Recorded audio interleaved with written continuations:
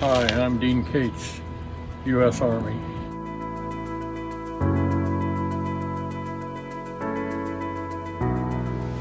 I started in life in Latham, Illinois in 1933. When I got out of grade school, I went to work for my uncle in the international harvester business in Latham.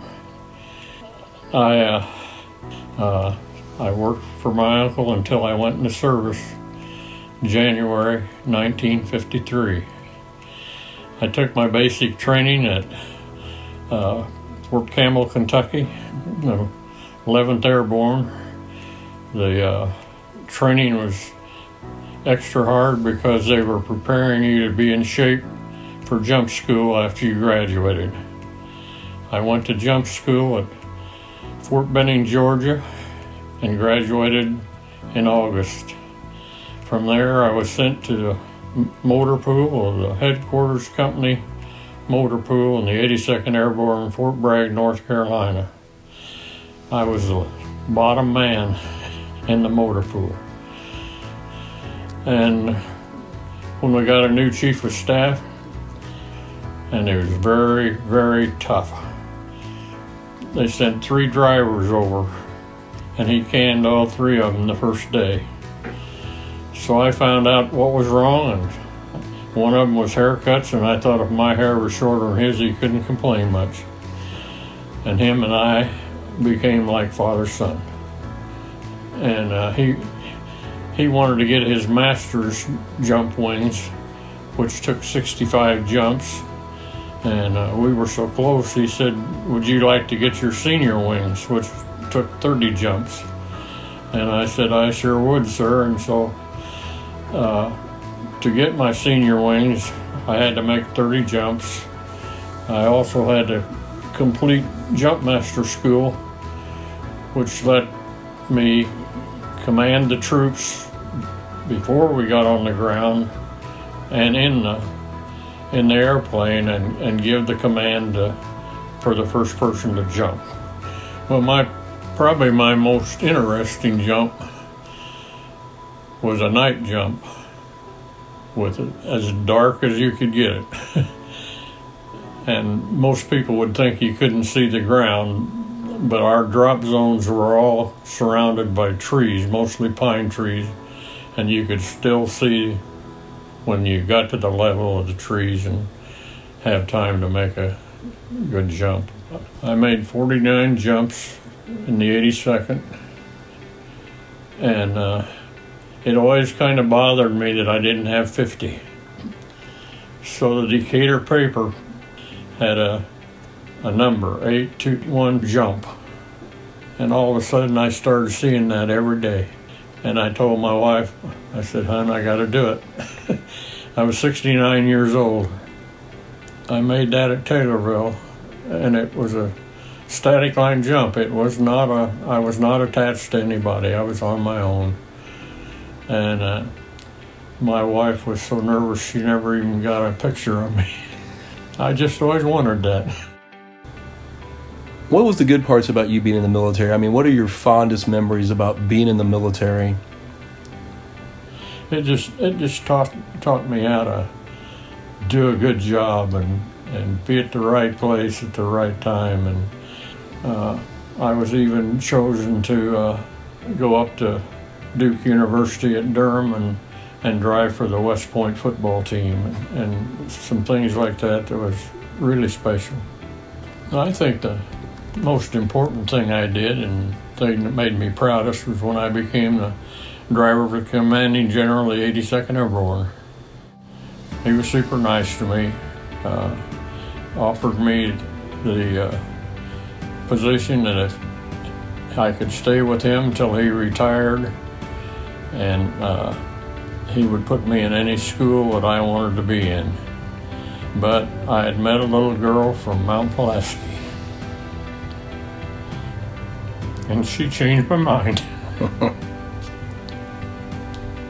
And Doris and I we had just a month short of 65 years together, and we raised this lovely daughter of mine, and our son had muscular dystrophy and graduated from Pulaski High School and died at the age of 23. So I've had a good life. The good Lord's been good to me. What message would you have for young people today? I mean, it's 2023 now. What do you think young people should view as being most important here in our country? Well, I'm so proud of the young people today, and just pray that we can get this world, not our country really, our world straightened out. And if you're considering the military, the first thing you need to do is behave yourself, work hard, do a good job, and you'll get along.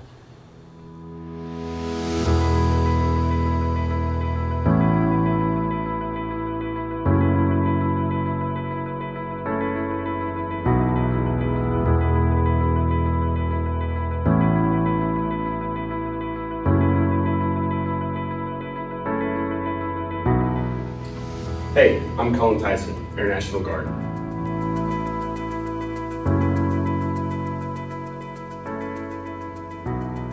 So the why as to why I joined the military has a bunch of different answers. College benefits is one of them. Another good one was just I had honestly no idea what I wanted to do like my senior year. You know, like I'd be talking to all my friends and they want to go down this route, go do this thing. Like they had their life set, and me personally, I was like lost. I had zero idea of what I wanted to do. So I always just thought, well, maybe if I, don't get it figured out, and like if college just doesn't seem like the thing right now, I'll join the military. Get it sorted. Gives me some time to think about what I actually want to do, and yeah, overall, would I go back on it? Absolutely not. If I lived 100 lifetimes and I would have to choose college or the military, I would probably choose military 100 times out of the 100 times. So I chose the Air Force, specifically the Air National Guard. So what I do exactly is radar airfield weather systems. So I work on a variety of tracking images, radars, maintain, use, fix, sometimes even destroy if need be. Overall, just making sure visibility for the warfighter is still going. Communications is another big part of my job. I work with a lot of copper, fiber communications, stuff like that. And overall, just keeping communications and visibility for our warfighters up in the sky. Knowing that I'm still fighting for the same thing my great-grandpa, my grandpa, and generations before me have fought for and wanted to protect and uphold. From family that I've had that fought in the Revolutionary War, fighting for something that they thought was right, to me still upholding those standards, not just here but globally. That's what I'm most proud about. So in the Air National Guard, I'm stationed here in Illinois, in Springfield. So I'm currently with the 183rd Wing, specifically the 217th Engineering and Installation Squadron. So from there, about every 2 years or so, we'll get deployed to a random location, and it'll be a 6-month tour of whether it's in, I'm just gonna pick random countries, like Germany or South Korea or Japan or South Africa or Kuwait.